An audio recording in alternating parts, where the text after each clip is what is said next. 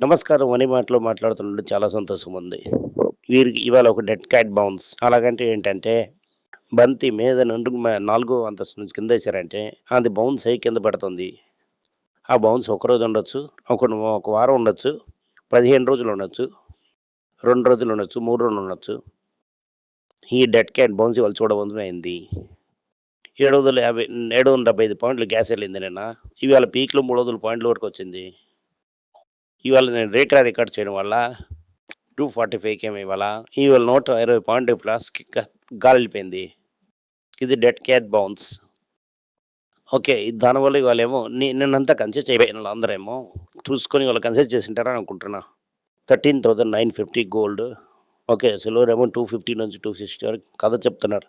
ఒక పైనకెళ్ళి చూసామంటే 220 కన్నా సిల్వరు అదవుతుంది యాక్చువల్ రేట్. గోల్డ్ ఏమో 24 క్యారెట్. 15,000 రూపాయలు. గోల్డ్ ఎందుకు పడుతున్నది? మీరెందుకు పడుతున్నది అని గోల్డ్ అని మీరు అడుస్తున్నారు కదా! నేను ప్రెడిక్ట్ చేసింది 10. దాంతో 12,500. 5 సంవత్సరాలు 25,000. ఇదే నేను క్లియర్‌గా ప్రెడిక్ట్ చేసింటిని. అదే రేంజ్‌లో ఉంది. ఈ రష్యా, యుక్రెయిన్ యుద్ధం చూసారండి. టక్కన ఈ వార్ ఏసిన తర్వాత గోల్డ్ 8 మంత్స్ పడిపోయింది. ఈ వారం ఆయన టక్కుమని ఎగరేసినప్పుడు అయ్యో! అని అలుగుతున్నారంటే అర్థమే లేదు. గోల్డ్ కంపల్సరీ తగ్గుతుందని చెప్పడం అవ్వదు. కానీ తగ్గడానికి అవకాశం ఉంది. యుద్ధం వెళ్తున్న కొద్దీ గోల్డ్ పడడానికి అవకాశం ఉంది. అవునా? Last time America interest rate పెంచారు. ఇంట్రెస్ట్ రేట్ పెంచడం అవడం వల్ల ఎంత ఫాస్ట్‌గా పడుతుందని మాకు తెలీదు. దీనివల్ల గోల్డ్ పడిపోతుందని ఆశ్చర్యం పడక్కర్లేదు. లోయెస్ట్ పాయింట్‌లో గోల్డ్ ఎలా కొనడం అని మన వాళ్ళు చెప్పడం అవ్వదు. ఎప్పుడు లోయెస్ట్ పాయింట్ వస్తుందో మనం చెప్పడం అవ్వదు. బాంబులు ఎక్కువేసి ఇది అది చేయడం వల్ల క్రూడ్ ఆయిల్ ప్రైస్ పెరిగిపోయిందంటే తగ్గుతుంది. ఫండమెంటల్ గోల్డ్ గురించి బాధపడడం అవసరం లేదు. నేను చెప్తున్నాను. ఇవాళ అన్ని ఇండెక్స్ మీద ఉంటది. రేపు అన్ని ఇండెక్స్ కింద పడుతుంది. దీని గురించి ఇండెక్స్ గురించి మాట్లాడడం అవసరం లేదు. రూపాయి ఏమో మార్నింగ్ ఏమో 93.20లో ఉంటది. ఇప్పుడు 93.40లో ఉంది. ఓకే. కంప్యూటర్ ఇంజినీర్ చెప్తున్నా 93 కొట్టేసింది. అలాగే ఒప్పుకున్నారని అర్థం. దానివల్ల ముఖ్య న్యూస్ ఏంటంటే ఇదంతా ఇప్పుడు బ్రెంట్ సంతోషం పడుతున్నారు. ఎకనామిక్ టైమ్స్‌లో ఒక ఆర్టికల్ వచ్చింది. ఆర్టికల్ ఏంటంటే ఇండియా తాగిన నెవర్ అవుతుంది 146 అంటున్నారు. ఓకే. పెట్రోల్ మినిస్టర్ ఏం చెప్తున్నారు 110 ఏదేదో చెప్పుకోండని. ఇండియాకి వచ్చేది $146 అని చెప్తున్నారు. షోర్ క్రౌడ్ యూజ్ చేస్తున్నాం, రిఫైనరీ చేస్తాం, అది చేస్తాం 146 $146 కొంటున్నాం అంట. ఒక లీటర్‌కి 50 రూపీస్ పెట్రోల్, డీజిల్ నష్టం. అలాగని మనం చూడొచ్చు. ఒక $146కి ఇండియా ఏమో క్రూడ్ ఆయిల్ కొంటున్నది. ఇది నష్టం. సో, దాని తర్వాత ఏంటి న్యూస్ అని చూద్దాం. ఇది ఫస్ట్ న్యూస్ అవుతున్నది. వార్ సరిగ్గా ఆగలేదు. ఇవాళ ఒక బౌన్స్ ఉంటుంది. మార్నింగ్ ఏమో Tata steel 4%, tech Mahindra 3%, Kalyan jewellery 3%, hero motor Corp 2%, Titan 2, Karnataka bank 2, Infosys 2.3. ఇవాళ ఫార్మా ఇండెక్స్ 4% అప్ ఉంటుంది. Natco 2.2, federal 2.2, ITC 2.2, doctor Reddy 1.6, HDFC bank మీద 2% పడింది.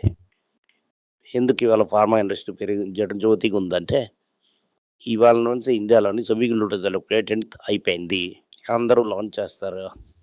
నిన్న ఈవినింగ్ వరకు 13 లక్షల కోట్లు ప్రజల తలకు 13 లక్షల కోట్లు ప్రజల తలకు సొమ్ము. ఇంద్రాయ స్వాహ, ఓం నమ శివాయ స్వాహ అయింది. అంతా స్వాహ అయిపోయింది. అంతా అగ్గిలో స్వాహ అయిపోయింది. మీరు లేదు అని చెప్పారు. ఇప్పుడు 3 ఇయర్ మూవింగ్ యావరేజ్ నువ్వు చెప్తాడు. అంటే 3 సంవత్సరాల యావరేజ్. దాని తర్వాత 50% తక్కువ ఉందంటున్నారు. డెఫినెట్లీ బేర్ మార్కెట్‌కి తెల్లి ఉన్నది. దీనివల్ల ఎవరైతే మ్యూచువల్ ఫండ్లు వేసుకున్నారో స్మాల్ క్యాప్ మ్యూచువల్ ఫండ్‌లో కృష్ణ రామకృష్ణ గోవింద అని పాడవలసిందే. ఎఫ్ఈఎస్ ఏం చేశారంటే ఒక 90,000 క్రోర్స్‌కి అమ్మేశారు. 15 డేస్ సెల్లింగ్ సీక్. 4కి వచ్చేస్తాం. ఒక రోజుకి బ్రేక్ తీసుకుంటున్నాం అని చెప్పడం 4కి 100 చేసేస్తాం అని డిసైడ్ అయిపోయారు. ఇవాళ మార్కెట్ ఈవినింగ్‌లో పడింది. ఓకే. 1,00,000 క్రోర్స్ అలాగెళ్ళి 10,000 తీసుకొని వెళ్తాం అని చెప్తున్నారు. స్టాక్ అమ్ముతున్నారు, బాండ్ అమ్ముతున్నాడు, స్టార్టప్ అమ్ముతున్నారు. ఏది దొరికినా కూడా అమ్మేస్తున్నారు. అయిందంటే నా ముందుకున్న కెమెరా కూడా అమ్మేసి వెళ్ళిపోతారు. అన్నీ డాలర్ ఇస్తే తీసుకొని వెళ్ళిపోతున్నారు. ఆయిల్ ఏమో $120కి వెళ్ళింది. ఇవాళ $109కి వచ్చింది అంటున్నారు. మీరు బాధపడవలసింది పీపీఎఫ్ఏ. ఓకే. దాని తర్వాత గవర్నమెంట్ ఫిగర్ $146 కాస్ట్ అని చెప్తున్నారు. అది పీఎం ఏమో దేనికి అని ఎవరు ఎక్స్‌ప్లెయిన్ చేయరు. అది $146కి వెళ్ళింది. దాని తర్వాత యూరోపియన్ సెంట్రల్ బ్యాంక్ ఏం చెప్తున్నారంటే ఉలగంలో ప్రపంచంలోని స్టాక్ ఫేసింగ్ ఎక్కువైపోతుంది. దానివల్ల రేటు పెంచాలి అని అంటున్నారు. ఓకే. స్టాక్ ఫేషన్ అంటే నార్మల్ ఇన్ఫ్లేషన్ వచ్చుంటే గ్రోత్ వస్తది. ఓకే. గ్రోతే లేకుండా ఇన్ఫ్లేషన్ వచ్చిందంటే దానికి స్టాక్ ఫేషన్ అంటారు. ఇప్పుడు గవర్నమెంట్ ఏం చేస్తుందంటే 1 తారీఖు వరకు ఓకే. ఓఎంసీస్ ఆయిల్ మార్కెటింగ్ కంపెనీస్‌కి ఒక లీటర్‌కి ₹40 లాస్ తీసుకోండి. నా తాలూకు బ్యాలెన్స్ షీట్ నేను లూట్ చేయడం అవ్వదు. ఓకే. ఏప్రిల్ తర్వాత ఏం చేస్తాను. ఏదైనా కట్ చేయడం అవుతుందని డ్యూటీ. బేసిక్‌లీ మేము ఊయడం అవ్వలేదు. అలాగని అట్టుకొని ఉన్నాం ప్రైస్. దీనివల్ల ఇప్పటికేమో చాలా వీక్‌గా ఉంది. ఇవాళ నుంచి సెమీకండక్టర్ తాలూకా ఇది పేటెంట్ అయిపోయింది. నోటీస్ లాంచ్ చేశారు. అందరూ లాంచ్ చేశారు. ఓవరాల్ 1% 4% అప్ ఉంటది. Pharma index. దీనివల్ల సూపర్‌గా ఉంది. దీనికి కూడా పర్ఫెక్ట్ ఎడ్జ్‌గానే ఉంటది. దాని తాలూకా డిమాండ్ పెరుగుతుంది అని చెప్తున్నారు. టైటాన్ ఏం చెప్తున్నారంట. వెండి జ్యువెలరీ అమ్ముతాం. మాకు ప్రీమియం ఎక్కువ. గోల్డ్‌కి ప్రీమియం తగ్గిపోయింది. దానివల్ల హై ఎండ్ కస్టమర్స్ ఎవరు రావడం లేదు. దానివల్ల వెండి అమ్ముతానని చెప్తున్నారు. టాటా సిఆర్ఎస్‌కి 5 స్టార్ సేఫ్‌కి వచ్చేసింది. బ్రాండ్ తాలూకా స్ట్రెంత్ ఇంకా బూస్ట్ అయింది. సెమీ గ్లూటెడ్ బ్రూమెన్ ఓకే. ఇండియా తాలూకా హెల్త్ కేర్ అదే మార్చేస్తుందని చెప్తున్నారు. ఎల్ఈడి ఏం చెప్తున్నారు, ఇలాంటి ప్రైస్ దీనికి నేను చిల్లర విషయాలకి నేను రాను. నేనేమో ప్రీమియం ఒకటైనా ఒక కేసు అని అంటున్నాడు. ఐటీసీ ఏమో 2 ఇయర్ లోన్‌కి వెళ్ళిపోయింది అన్న. కంప్లైంట్ స్టాక్ చూసారు బేసిక్‌లీ ఇండక్షన్ కుక్కర్ అమ్మేశారు. దీనివల్ల స్టవ్ ఆఫ్ చేశారు. 2 ఫెస్ట్ ఇచ్చారు. గుప్పని పెరిగిపోయింది మార్నింగ్. అదే సరిగ్గానా హెచ్‌డిఎఫ్‌సి బ్యాంక్ మీద మార్నింగ్ ఓపెనింగ్‌లోనే 1,00,000 క్రోర్స్ మీద లాస్ అయిపోయింది. మార్కెట్ క్యాప్‌లో కాంపౌండర్ స్టాక్ ఉంచడం వల్ల. ఎసెంజర్స్ ఏం చెప్తున్నారంటే గ్లోబల్ ఐటీ స్పెండింగ్ తగ్గిపోయింది అంటున్నారు. ఓలా అంటే ఇప్పుడు నాకు గ్రోత్ ఏంటి అవసరం లేదు. ఎలాగైనా తప్పుకొని వెళ్ళిపోతే పోయింది. మేము బ్యాటింగ్ ఫర్ సర్వైల్ అని చెప్తున్నారు. ఓకే. గవర్నమెంట్ డబ్బులు తెస్తే చాలు. ఎస్బీఐ మ్యూచువల్ ఫండ్‌ని లిస్ట్ చేయమని చెప్తున్నారు. ఎందుకంటే ఎస్బీఐ అమ్మడం అవ్వదు. ఎస్బీఐ అమ్మాలంటే పర్మిషన్ తీసుకోవాలి. దానివల్ల దీని త్రూయే అమ్ముతున్నాడు. ఐసీఐసీకేమో 753 కోట్లు ట్యాక్స్ వేశారు. GST tax. ఓకే. హెచ్‌డిఎఫ్‌సి బ్యాంక్‌లో నెక్స్ట్ సీఈఓ ఎవరన్నా అపాయింట్మెంట్ అవసరం. దాని తర్వాత ఓకే. నెక్స్ట్ అయితే హెచ్‌డిఎఫ్‌సి బ్యాంక్ ఏమో ఓకే.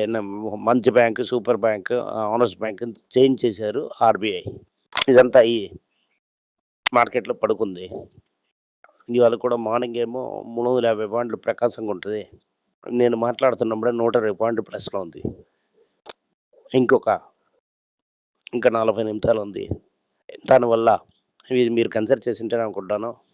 ఇలాగ ఛాన్స్ దొరుకుతున్నప్పుడు ట్రాన్స్‌లేషన్ కన్సిడర్ చేసి కొంచెం వెల్తీ అవుతున్న రూట్‌కెళ్ళండి. ఈ వీడియో మీకు నచ్చిందంటే లైక్ చేయండి, షేర్ చేయండి.